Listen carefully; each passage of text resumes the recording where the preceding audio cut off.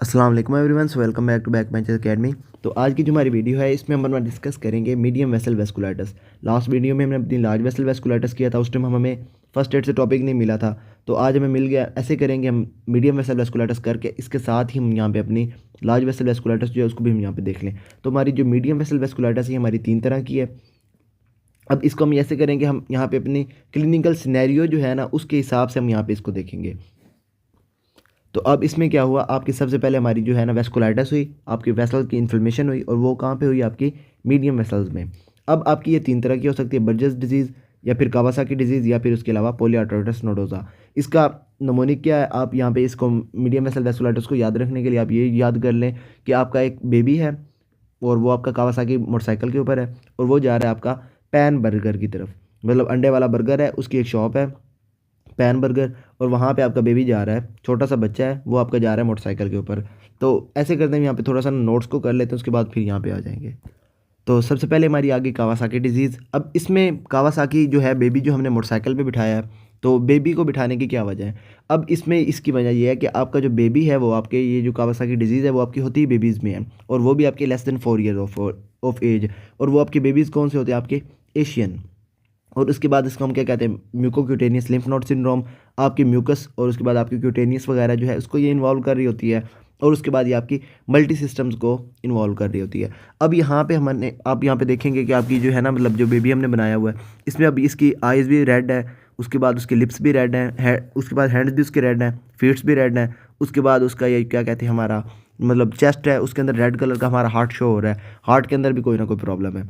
तो अब ये सारे के सारे सिम्टम आपको एक पिक्चर को देख के याद रहने चाहिए। सबसे पहले क्या, आपका जो कावासाकी बेबी होगा उसकी आपकी क्या हो जाएगी, कंजक्टिवाइटिस होगी।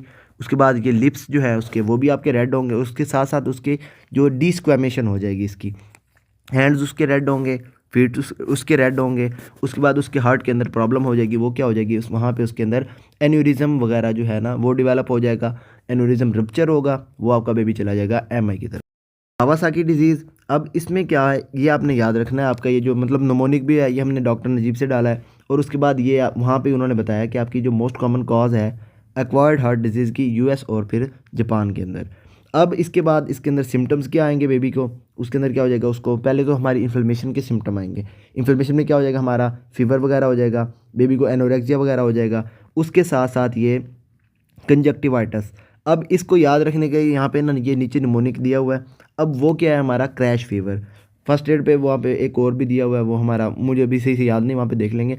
तो क्रैश फीवर में अभी इसमें क्या है कि सबसे पहले आपका सी से आपकी हो गई कंजक्टिवाइटिस।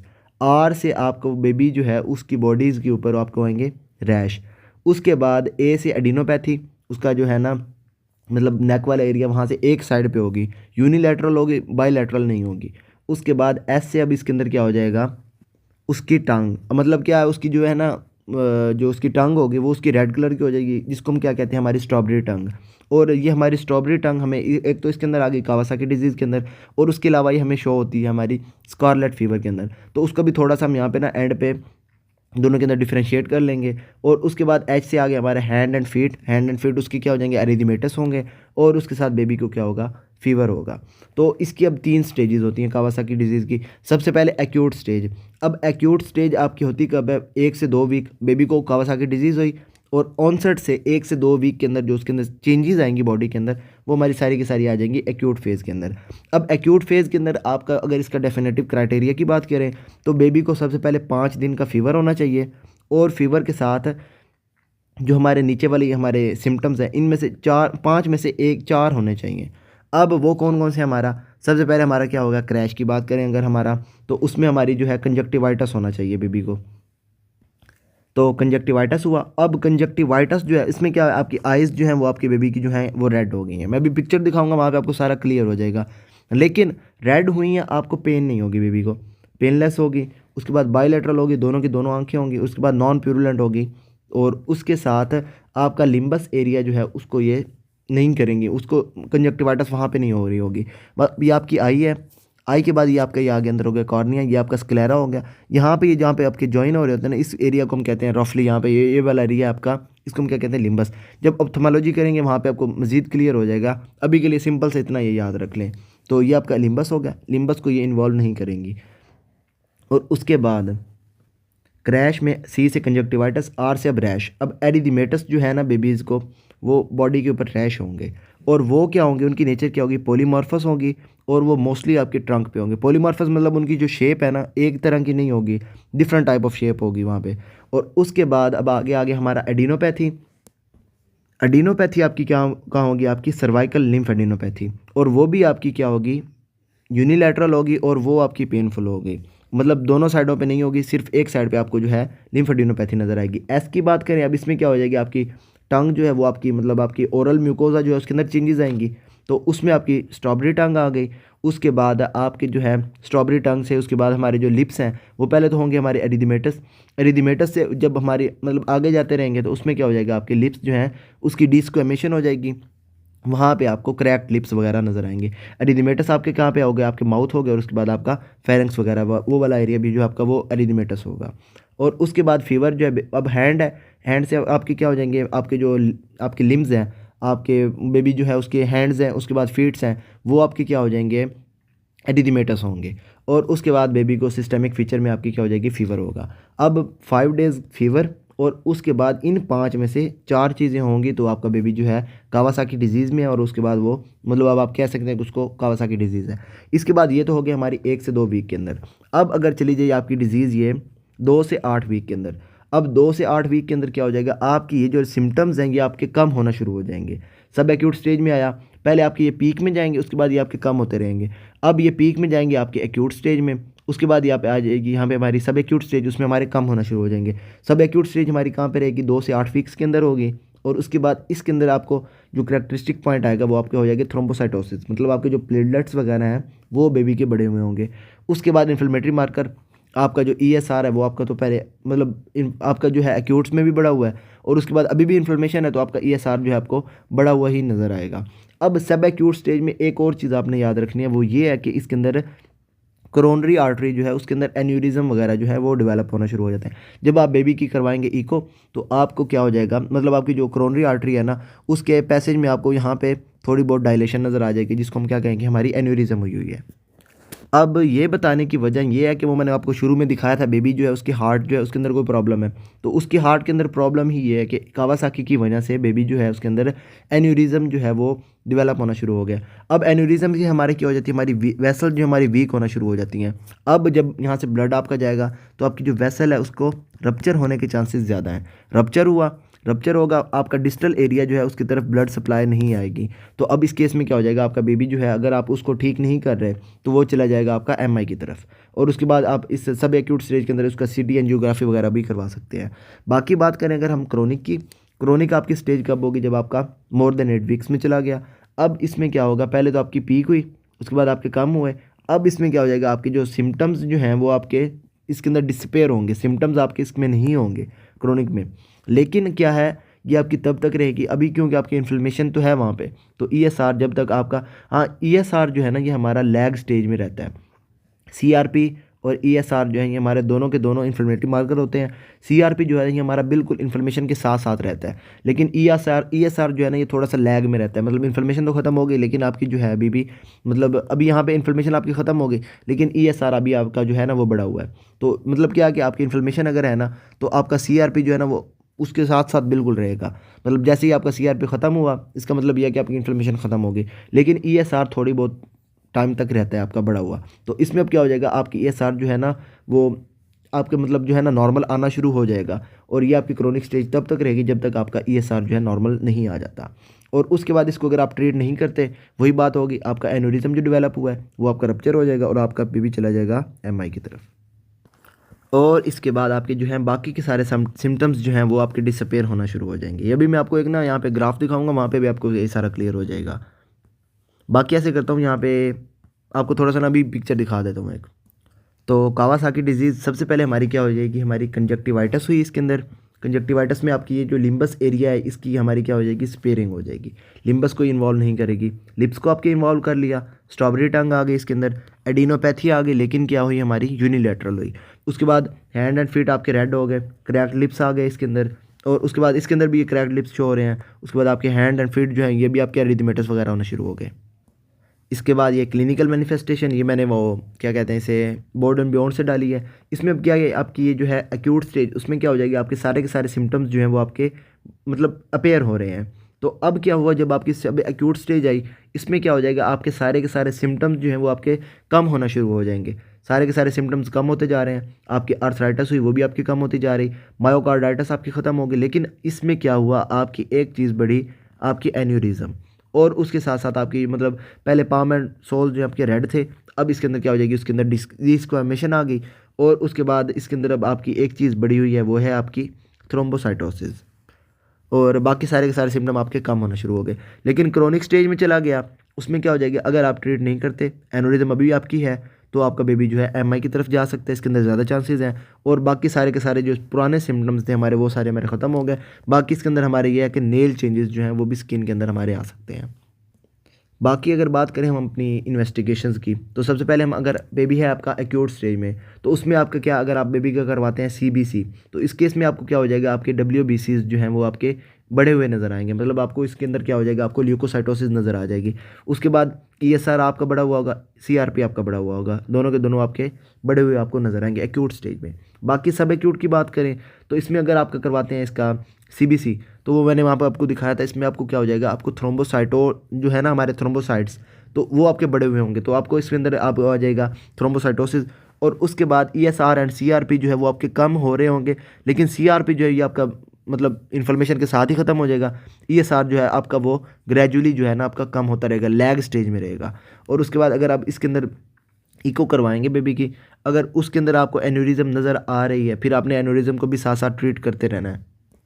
ऐसा नहीं है कि आपने मतलब इको करवाई, अब एनोरिज्म नहीं है, आप कहेंगे कि वो ठीक हो जाएगा, तो वो आपका बेबी जो है उसके अंदर एमआई की तरफ जाने के ज़्यादा चांसेस हैं। तो आपने इको भी करवा के देख लेना है कि एनोरिज्म है कि नहीं है सब एक्यूट स्टेज में, क्योंकि आपकी जो एनोरिज्म है वो आपकी डिवेलप ही सब एक्यूट में आ रही है। तो इसके बाद अगर ट्रीटमेंट की बात करें, तो ये एक आपकी मतलब ऐसी डिजीज़ है जिसके अंदर आप बेबी को एस्पिरिन दे रहे हैं, और वो भी हाई डोज में। इसके अलावा किसी डिज़ीज़ में आप जो है ना बेबी को एस्पिरिन नहीं देते। उसकी क्या वजह है, आपके बेबी जो है उसके अंदर डेवलप हो जाती है कंडीशन जिसको हम क्या कहते हैं, हमारा रेज सिंड्रोम। अब रेज सिंड्रोम में अब क्या होता है, आपका इंसेफेलोपैथी या उसके अलावा इसके क्या होता है, हमारे क्या कहते हैं, हमारा लीवर जो है उसके अंदर कोई प्रॉब्लम्स वगैरह, आपको लीवर हेपेटिक फेलियर वगैरह इस तरह के सिम्टम्स आ रहे होते हैं, तो वो भी हम बाद में करेंगे। बाकी इसके अंदर आपने क्या किया, सबसे पहले बेबी को आपने दिया एस्पिरिन हाई डोज में, और उसके साथ आपने क्या किया, बेबी को इंट्रावेनस जो है इम्यूनोग्लोबुलिन्स दिए। अब इम्यूनोग्लोबुलिन्स आपने बाहर से दिए, अब ये अगर आपके हो गए फेल, तो अगर इससे आपका काम ठीक नहीं हुआ, फिर आपने क्या करना है, बेबी को देने हैं स्टीरॉयड। अब स्टीरॉयड हमने नॉर्मली जो है ना इसके अंदर बेबी को नहीं देने। उसकी क्या वजह है, क्योंकि बेबी के अंदर पहले से ही एन्यूरिज्म डेवलप्ड है। अब अगर आप स्टीरॉयड देंगे तो ये आपकी जो है एन्यूरिज्म इसको ज़्यादा और वर्स कर देंगे। उसके अंदर फिर आपकी जो है ना मतलब आपने पहले ट्राई करना है बेबी को स्टीरॉयड नहीं देने, इम्यूनोग्लोबुलिन्स तक आप गए, अगर इससे भी ठीक नहीं हो रहा फिर आपने स्टीरॉयड्स पे जाना है। उसके बाद बात करते हैं हम अपनी एस्पिरिन की। तो पहले तो हमने दी हाई डोज ऑफ एस्पिरिन, उसके साथ हम क्या करेंगे, लो डोज जो है हमारी वो हम देंगे, और वो हमारी जाएगी 6 वीक तक।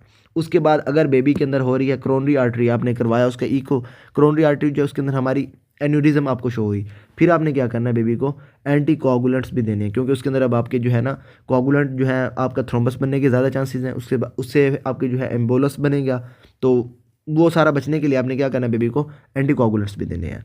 और बाकी नॉर्मली जो है बेबीज़ के अंदर एस्पिरिन जो है वो आपकी कर रही होती है रेज सिंड्रोम, इसलिए हम बेबीज़ को एस्पिरिन नहीं देते।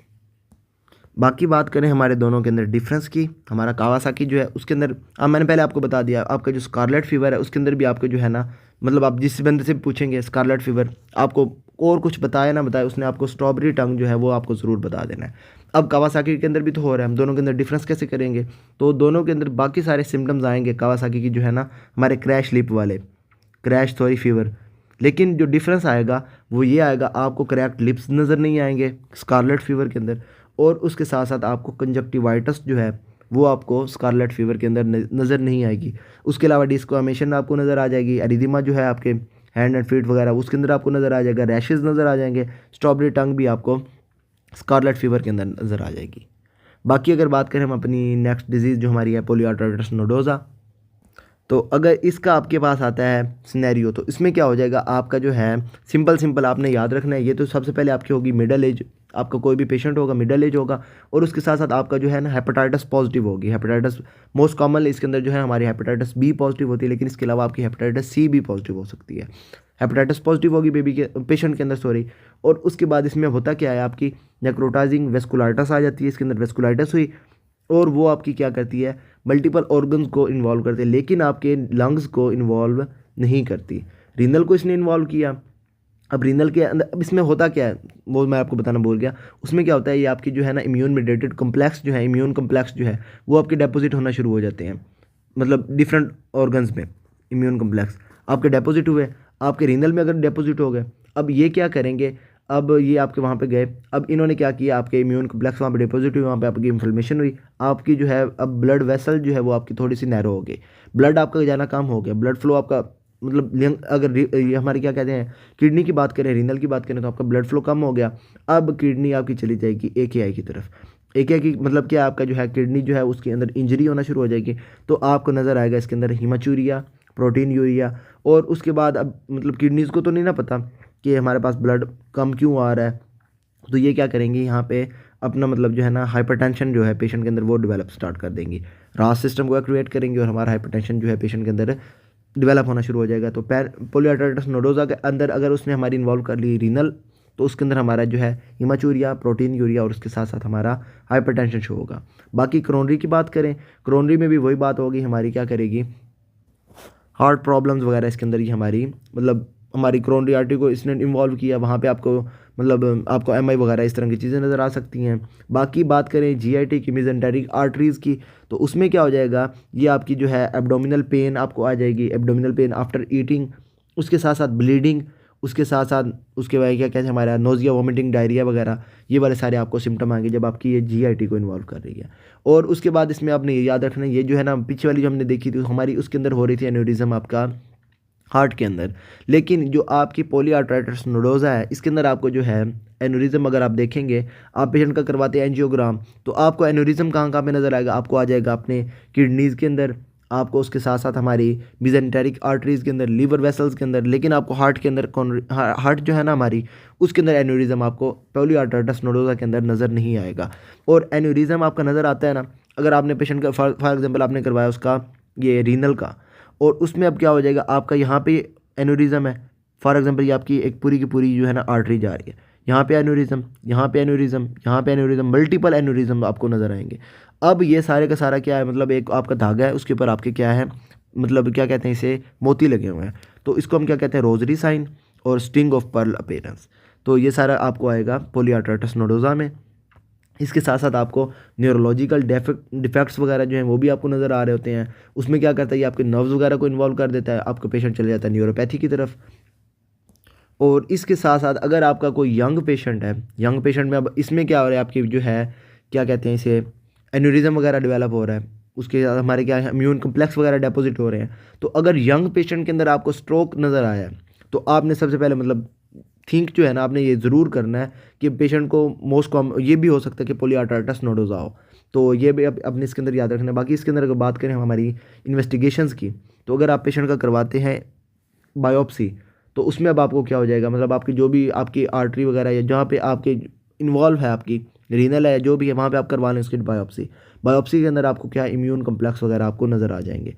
बाकी अगर करवाएंगे आप पेशेंट का एंजियोग्राम, तो एंजियोग्राम में वही आपकी रीनल या फिर GIT वगैरह अगर इन्वॉल्व हैं, तो आपको ये रोजरी साइन आपको नज़र आ जाएगा इसके अंदर। बाकी इसके अलावा क्या हो रहा है, हमारी इन्फ्लेमेशन हुई है, तो ये शराब को बढ़ा हुआ होगा। और उसके अलावा ये इसके अंदर जो है ना मोस्ट कॉमनली मतलब ज़्यादातर जो है ना ये आपकी PN का नेगेटिव होती है, लेकिन उसके अलावा इसके अंदर जो है ना सम टाइम आपकी जो है ना PN का जो है वो आपकी पॉजिटिव भी आ सकती है। अब PN का क्या है, आपकी जो है ना मतलब ये फॉर एग्जाम्पल आपका न्यूक्लियस है, न्यूक्लियस के साथ साथ आपकी अगर मतलब आपको यहाँ पे मतलब जो है ना नज़र आ रही हैं, तो मतलब ये आपने करवा लेना, PN का करवा लेना। उसमें क्या हो जाता है, आपके न्यूक्लियस के बिल्कुल साथ साथ आपकी जो है ना ये डिपॉजिट हो रहे होते हैं। ये अभी हम मज़ीद जो है ना इसको स्मॉल वेसल वेस्कुलाइटिस वहाँ पे देख लेंगे। बाकी इसके अंदर ट्रीटमेंट क्या है, सिंपल है, आपका पेशेंट को आपने क्या करना है, स्टीरॉयड और उसके साथ साथ इम्यूनोसप्रेसिव देना है। हमारी जो मोस्ट ऑफ द डिजीज़ है ना हमारी वेस्कुलाइटिस, उसमें हम पेशेंट को ज़्यादातर दे ही स्टीरॉयड रहे हैं। तो उसके अलावा मतलब कुछ ऐसी डिजीज़ हैं जिसमें मतलब हम स्टीरॉयड नहीं भी देंगे तो गुजारा हो जाएगा। जैसे हमने पीछे हमारी जो है कावासाकी डिजीज़, उसमें हमने नहीं दिया। वो क्यों नहीं दिया? उसके अंदर एन्यूरिज्म जो है रप्चर होने के ज़्यादा चांसेस थे। तो उसके अलावा मतलब ज़्यादातर डिजीज़ जो है ना हम जो भी देखेंगे मोस्टली हम उसको पेशेंट जो है ना उसके अंदर हम स्टीरॉयड्स ही दे रहे होंगे उसके अंदर। और उसके बाद अगर हम बात करते हैं हमारे जो हमने पेशेंट को स्टीरॉयड और उसके बाद इम्यूनोसप्रेसिव दे दिया। अब अगर पेशेंट जो है इसके साथ हमारी क्या थी, एसोसिएशन थी हेपेटाइटिस बी या सी के साथ, आपने क्या करना है उसको भी साथ साथ ट्रीट करना है। हेपेटाइटिस बी सी को भी साथ साथ ट्रीट करते रहे। तो बाकी बात हमारी रह गई, एक लास्ट हमारी रह गई कावासाकी बेबी और पैन। उसके बाद बर्गर, अब उसने अंडे वाला बर्गर लेना है। अब अंडे वाले बर्गर के अंदर क्या क्या प्रॉब्लम है आपकी, वो ये है कि आपके इसके अंदर क्या हो जाएगी, इसमें अगर आपने ना बर्जेस डिजीज़ की बात करें, आपने सिंपल और सिर्फ आपने जो है ना हमारी डिजिट्स जो हैं, उंगलियां जो हैं, उनके बारे में आपने जो है ना इसके बारे में सोचना है। अब इसके अंदर क्या हो जाती है आपकी जो है ना वेस्कुलाइटिस हो जाती है आपकी डिजिट्स की, जो आपकी वेसल जो है ना आपकी डिजिट्स को ब्लड लेके जा रही हैं, उसके अंदर क्या हो जाती है वेस्कुलाइटिस हो जाती है। अब ब्लड आगे नहीं जाएगा तो आपकी जो ब्लड वेसल जो है वो होगी ब्लॉक, आर्टरी आपका ब्लड लेके नहीं जाएगी, ब्लड सप्लाई कम हो जाएगी। वहाँ पे आपका जो एरिया है उसकी इस्कीमिया, अल्सरेशन हो जाएगी, गैंग्रीन डेवलप होना शुरू हो जाएगा। और उसके साथ साथ आपकी ऑटो एम्पुटेशन, मतलब खुद ब खुद वो आपकी जो है ना उंगलियां टूटनी शुरू हो जाएंगी, गिरनी शुरू हो जाएंगी, ये वाला सिंपल हो जाए। और ये आपकी जो है ना हाईली एसोसिएटेड है विद स्मोकिंग। मोस्ट कॉमनली इसका जब क्लिनिकल सिनेरियो आएगा उसमें सिंपल सिंपल ये आपको बता देंगे। एक पेशेंट आया आपके पास, स्मोकर है, उसकी जो फिंगर है ना वहाँ पे आपको गैंग्रीन्स वगैरह नज़र आ रहे हैं, तो आपकी डिजीज़ कौन सी हो जाएगी, बर्जस डिजीज़। और इसको हम क्या कहते हैं, थ्रोम्बो एंजाइटिस ओब्लिटरेंस, ये इसका दूसरा नाम है। सिंपल क्या है, आपकी डिजीज़ हो क्यों रही है पेशेंट के स्मोकिंग की वजह से, तो आप क्या कर दें, स्मोकिंग को ही ख़त्म कर दें, आप काज को ही ख़त्म कर दें, आपकी डिजीज़ बिल्कुल ठीक हो जाएगी। इसके अलावा आप क्या कर सकते हैं, आप ब्रोंकोडाइलेटर जिसके अंदर आप सीसीबी या फिर उसके अलावा अल्फ़ा ब्लॉकर वगैरह, या फिर एक और है हाइलोप्रोस्ट, वो आप पेशेंट को दे दें, उनसे पेशेंट आपका ठीक हो जाएगा। और ये आपकी जो है ना इसके अंदर जो आपकी फिंगर्स आपकी इन्वॉल्व हैं वो आपकी टोज़ की भी हो सकती हैं, आपकी फिंगर्स की भी हो सकती हैं। और सिंपल वो क्या करेंगे, आपकी ब्लड सप्लाई आपकी कम कर देंगी। सबसे पहले आ गई हमारी यहाँ पे लार्ज वेसल वेस्कुलाइटिस, उसमें मैंने आपको नमोनिक बताया था जाइंट टाकायासु। तो जाइंट से हमारी क्या आ गई, जाइंट सेल आर्टराइटिस, जिसका दूसरा नाम क्या है, टेम्पोरल। टेम्पोरल है तो मतलब ये आपकी मोस्ट कॉमनली आपकी इन्वॉल्व कर लेती है हमारी टेम्पोरल आर्टरी को। टेम्पोरल आर्टरी आपका हेड है, यहाँ से आपकी टेम्पोरल आर्टरी जा रही है, तो जहाँ पे आपकी इन्वॉल्व हुई वहाँ पे आपकी आ जाएगी टेंडरनेस। उसके अलावा आपका अगर इसने यहाँ पे आपकी मैक्सिलरी आर्टरी को इन्वॉल्व कर लिया, जॉ क्लॉडिकेशन। उसके अलावा आपकी अगर ऑप्थेल्मिक आर्टरी को इन्वॉल्व कर लिया तो उसमें क्या हो जाएगी, आपकी ब्लाइंडनेस आ जाएगी, और वो होगी आपकी इरिवर्सिबल ब्लाइंडनेस। और उसके साथ साथ ये आपकी जो है डिजीज़ आपकी पोलीमाइल्जिया रियूमेटिका इसके साथ आपकी एसोसिएटेड होती है, और ये आपकी मोस्ट कॉमनली होती है in female more than 50 years of age. और इसके साथ साथ अब यहाँ पे आपकी जो है मतलब ब्लड सप्लाई आपकी जा रही है कम, तो आपको आ जाएगी हेडेक वगैरह। और उसके साथ ये जो है ना मतलब ये सारा मैंने आपको बता दिया, इन्फ्लेमेशन हुई है तो आपका ईएसआर उसके अंदर बढ़ा हुआ होगा। उसके बाद क्या हो जाती है आपकी फोकल ग्रैनुलोमेटस इन्फ्लेमेशन इसके अंदर हुई होती है। और उसके साथ आपने पेशेंट को ट्रीट किससे करना है, हाई डोज ऑफ कॉर्टिकोस्टेरॉइड। और ये हम इवन जो है पेशेंट को जब हम बायोप्सी के लिए भेजते हैं, हमारी टेम्पोरल आर्टरी बायोप्सी जब करवाते हैं उससे पहले ही हम पेशेंट को दे देते हैं, ताकि हम उसकी ब्लाइंडनेस जो है उसको प्रिवेंट कर सकें। बाकी इसके साथ हमारे आ गई हमारी टाकायासु। टाकायासु भी अब क्या हो जाएगी, आपकी फीमेल्स में होगी, एशियन फीमेल्स होंगी, और वो होगी आपकी more less than 40 year of age. इसमें क्या हो जाएगी आपकी जो है आपकी जो हमारी लेफ्ट सबक्लेवियंस वगैरह जो हैं वो अगर आप किसी ने इन्वॉल्व कर ली, अब वो क्या हो जाएगी आपकी जो है उसके अंदर इन्फ्लेमेशन हुई, आपका जो है ब्लड आगे नहीं जाएगा सही से। तो अब क्या हो जाएगी आपकी पल्सलेस आपको फील होगा पेशेंट, मतलब इसने क्या किया, आपकी प्रोक्सिमल जो है great vessels of aortic arch, तो उसको वहाँ पे क्या कर दिया इसने, नैरो कर दिया, ब्लड आगे कम जाएगा, पल्सलेस हो जाएगी पेशेंट आपका। क्या कहेंगे हम उसको, क्या है, पल्सलेस है। और या फिर वीक अपर एक्सट्रीमिटी पल्स। और उसके साथ इन्फ्लेमेटरी मार्कर्स में आपका फीवर आ जाएगा, नाइट स्वेट्स, आर्थरेल्जिया, मायल्जिया, स्किन नोड्यूल्स, और उसके साथ साथ ऑक्यूलर डिस्टर्बेंसेस। ट्रीटमेंट आपका क्या है, कॉर्टिकोस्टेरॉइड, पीछे वाले में भी कॉर्टिकोस्टेरॉइड। इसके बाद आगे आ जाती है हमारी बर्जस डिजीज़, थ्रोम्बोएंजाइटिस ओब्लिटरेंस। स्मोकिंग हिस्ट्री होगी, मेल्स होंगे, मतलब स्मोकर हमारे होते ही मोस्टली मेल्स हैं। और उसके बाद इसके अंदर आपको क्या है, क्लॉडिकेशन वगैरह भी नज़र आ सकती है, ऑटो एम्पुटेशन, गैंग्रीन, या फिर नोडुलर फ्लेबाइटिस। रेनॉल्ड फिनोमिनन भी इसके अंदर आपका आ सकता है, मतलब आपकी जो है डिजिट्स को इसने इन्वॉल्व कर लिया, आपकी डिजिट्स मतलब एंड से आपको क्या आ जाएंगी, रेड नज़र आ जाएंगी, रेनॉल्ड फिनोमिनन। और उसके बाद क्या हो जाएगी, हमारी वेस्कुलाइटिस हुई, और ये आपकी नर्व वगैरह को भी, वेन के साथ साथ नर्व को भी इन्वॉल्व कर सकती है। और क्या है इसका ट्रीटमेंट, सिजेशन, या फिर आप क्या कर दें पेशेंट को ब्रोंको, क्या कहते हैं, हमारी डायलेटर दे दें, कोई भी वेजो डायलेटर।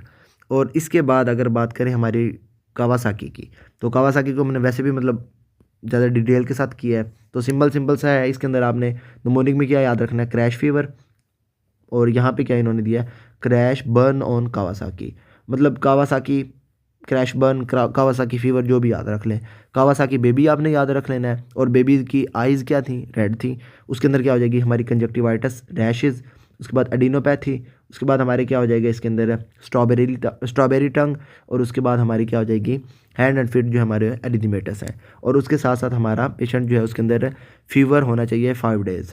और उसके साथ इसके अंदर क्या हो जाएगी, हमारी कोरोनरी आर्टरी वगैरह को भी डेवलप मतलब इन्वॉल्व कर सकती है। एन्यूरिज्म वहाँ पे हो गया हमारी, हमने सब एक्यूट स्टेज में देखा था, और रप्चर की वजह से एमआई की तरफ गया पेशेंट, और आपका हो गया पेशेंट की डेथ हो गई। ट्रीटमेंट क्या है, आपने आईवी इम्यूनोग्लोबुलिन दी, और उसके साथ साथ आपने एस्पिरिन दी, आपने हाई डोज ऑफ एस्पिरिन दी। और नॉर्मली हम सिर्फ इसे किसके अंदर दे रहे हैं, हम कावासाकी डिजीज़ में नॉर्मली हम नहीं दे रहे होते, क्योंकि ये आपका क्या कर देता है, रेस सिंड्रोम काज कर देता है। इसके बाद बात करते हैं हमारी पॉलीआर्टराइटिस नोडोजा पैन की। तो इसमें भी हमने सिंपल सा देखा था, हमारा क्या है, पेशेंट जो है उसके अंदर एक तो हेपेटाइटिस जो है पॉजिटिव होगी इसके अंदर लाजमी, और उसके साथ साथ क्या हो जाएगा, मिडिल एज मेल होगा। उसके बाद अब क्या होगी, हमारी जीआई को इन्वॉल्व किया, एब्डोमिनल पेन हुआ पेशेंट को। अब इसके साथ साथ जो है पेशेंट जो है एब्डोमिनल पेन हुआ, ब्लीडिंग वगैरह उसके आएगी, मलीना वगैरह आ गया स्टूल के अंदर, उसका क्या रेड आपका जो ब्लड आना है उसको हम क्या कहते हैं, मलीना। तो मलीना आ गया पेशेंट के अंदर। उसके साथ आपके सिस्टेमिक जो है उसके अंदर फीचर आ जाएंगे, फीवर आ जाएगा, मलेज आ जाएगा, हेडेक वगैरह आ जाएगा पेशेंट को। और उसके बाद वेट लॉस अब इसमें क्यों हुआ, पेशेंट को है एब्डोमिनल पेन, जैसे ही वो खाना खाएगा उसको एब्डोमिनल पेन होना शुरू हो जाएगी। तो अब इस केस में क्या हो जाएगा, पेशेंट आपका खाना ही कम खा रहा होगा, एनोरेक्सिया वगैरह हुआ तो वेट लॉस हो जाएगा पेशेंट के अंदर। और उसके बाद आपकी जो है ये रीनल आर्टरी, उसको इसने इन्वॉल्व कर लिया, वहाँ पे आपकी एन्यूरिज्म वगैरह डेवलप होना शुरू हो गई। आपका पेशेंट उसने अब क्या किया, रास सिस्टम को एक्टिवेट कर लिया, और आपका पेशेंट चला गया हाइपरटेंशन की तरफ। इसके साथ साथ आपकी रीनल डैमेज हुआ, तो इसमें क्या हो जाएगा, आपको प्रोटीन यूरिया, उसके बाद हमारा हीमाचूरिया वगैरह इस तरह के सिम्टम नज़र आएंगे। उसके अलावा न्यूरोलॉजिकल डिस्फंक्शन वगैरह, आपकी जो है नर्व्स वगैरह को जो है आपका डिफेक्ट कर सकता है वहाँ पे। और उसके साथ साथ जो है इसके अंदर आपकी क्या पल्मोनरी आर्टरी को इन्वॉल्व नहीं करता, उसके अलावा बाकी सारी आपकी आर्टरीज जो है वेसल किसी को भी इन्वॉल्व कर सकता है। और उसके अलावा इसके होता क्या है, आपकी ट्रांसम्यूरल इन्फ्लेमेशन हुई, और उसके साथ फिब्रिनॉइड नेक्रोसिस। और उसके बाद अगर आप करवाएंगे रीनल आर्टरी के अंदर आप करवाते हैं एंजियो या फिर आर्टेरियोग्राम या एंजियोग्राम, मतलब जो भी है वेसल का ग्राम करवाते हैं आप, तो उसमें क्या हो जाएगा, आपको स्टिंग ऑफ पर्ल अपीयरेंस, मतलब मैंने आपको वैल्यू बता दिया ये स्टिंग ऑफ पर्ल अपीयरेंस।